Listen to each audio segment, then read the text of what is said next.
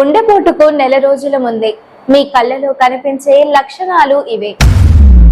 గుండెపోటుకు నెల రోజుల ముందే మీ కళ్ళలో కనిపించే లక్షణాలు ఇవే.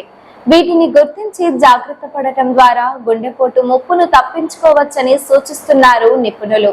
కనుగుడ్లు పసుపు లేదా లేత నారింజ రంగులోకి మారినట్లయితే శరీరంలో చెడు కొలెస్ట్రాల్ స్థాయి బాగా పెరిగిందని అర్థం. రక్తనాళాల్లో చెడు కొలెస్ట్రాల్ అడ్డుపడుతుండటం కూడా దీనికి కారణమంటున్నారు నిపుణులు.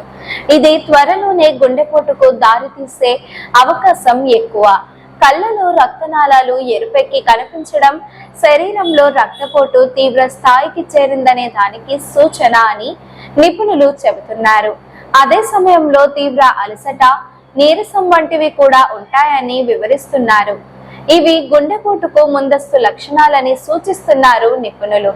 తరచూ కళ్ళ చుట్టూ వాపు రావడం, కళ్ళు ఉబ్బిపోయి ఉండటం వంటివి శరీరంలో ద్రవాల సమతుల్యత దెబ్బతినిందనడానికి సంకేతం అంటున్నారు.